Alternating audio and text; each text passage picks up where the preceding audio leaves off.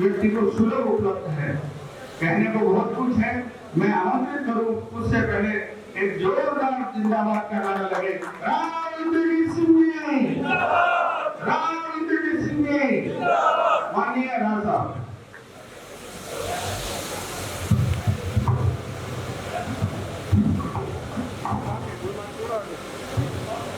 हमारी पार्टी के प्रधान कमल यादव जी, भूतपूर्व प्रधान तेजपाल जी, रविंद्र जैन साहब, हमारे प्रोग्राम के आयोजन करता भाई बहुत अच्छा प्रोग्राम करवाया। पिछली बार भी करवाया था, उससे बेहतर रिस्पॉन्स करना है।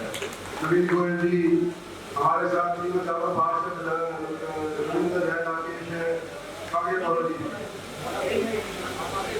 सम्मानित मंच 14-17 ABC के सभी सम्मानित पदाधिकारीगण, माता बहनों, नौजवान दोस्तों, भारतीय जनता पार्टी के प्रत्याशी के तौर के ऊपर आपके बीच फिर आए।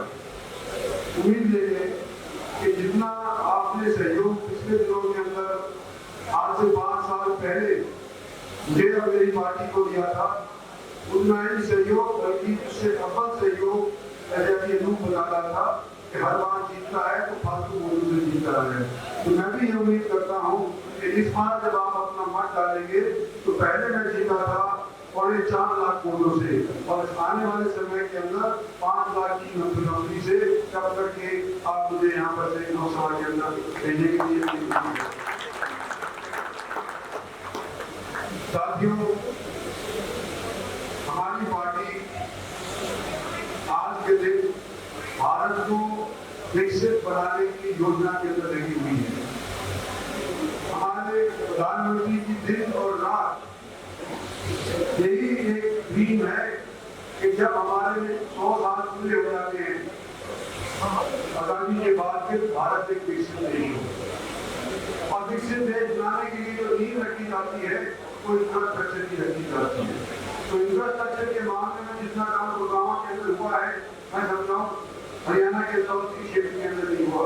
हम द्वारका एक्सप्रेस वे का जिक्र करें तो हम 5,500 करोड़ की अभी मंजूर हुई मेट्रो का जिक्र करें तो सोना से लेकर के और मुंबई तक जो हमारा एक्सप्रेस वे 1 लाख करोड़ का है उसकी जिक्र करें तो, और हमारा ये जो KFT है जिसके एक जो ऑर्बिटल कॉरिडोर आज के दिन हम बना रहे हैं रेल का, उसके अंदर 5,600 करोड़ रुपए से अव्वल खर्च होने जा रहा है।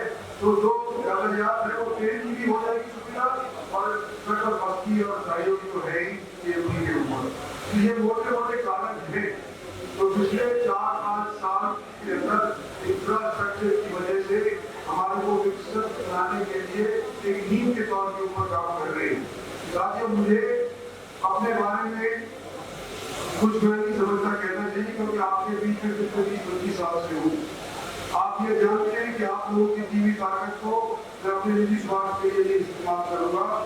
आने वाले समय के अंदर हमारी भारत के अंदर फिर से सरकार बनेगी, नरेंद्र कुमार मोदी फिर से प्रधानमंत्री बनेंगे, और जो काम हमारे अधूरे हैं उनको तो पूरा करवाऊंगा ही, लेकिन जो पिछले 10 साल के अंदर हमारे काम हुए हैं उससे डबल काम अगले 5 साल के अंदर करवाने की मेरी चेष्टा होगी। इसलिए छत्तीसगढ़ से मैं वो आज के दिन मांग रहा हूँ, ये है कि हमारा मुकाबला कुछ ऐसे पहले आदमी से नहीं है जिसके साथ हमारे को खासी मशक्कत करनी पड़े, और क्योंकि लोग गफलत में ना रह जाए इसलिए मैं अपील कर रहा हूँ कि हमारे को 50%, 60% वोटिंग नहीं चाहिए, 80-85% वोटिंग हमारे को चाहिए। और अगर इतनी कर देते हैं तो आज के दिन जो पॉलिटिकल माहौल हमारे गुजरात लोकसभा क्षेत्र का है वो ये है कि शायद हम हरियाणा का सबसे ज्यादा वोटों का रिकॉर्ड तोड़ करके ये मेरी अपील है आप लोगों से, और उम्मीद करता हूँ कि आप आमकस नहीं करेंगे और पसीने की वजह से आपका जोश पिघलेगा नहीं, और 25 तारीख को आप ये को जिताएंगे। खत्म करने से पहले एक सलाह देता हूँ बुजुर्ग के नाते।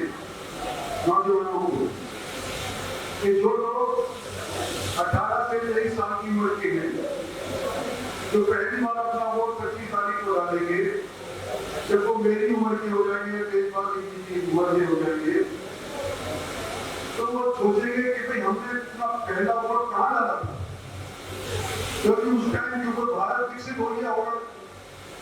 सोने की चीजें तो शायद ना बने, लेकिन विकसित तो कहलाया नहीं जाएगा। तो उनको याद होगा कि भारत को विकसित बनाने के अंदर हमने अपनी पहली वोट डाली थी, हमारा योगदान भारत को विकसित बनाने में दिया था। तो इन लोगों को खास तौर पे मैं अपील करता हूँ कि भाई अपनी वोट जाया ना करियो, भारत के अंदर विकसित बनाने के लिए वोट की आहुति आपकी हमारे को, हमारे प्रधानमंत्री को चाहिए। यही आपकी अपील है। धन्यवाद और जय।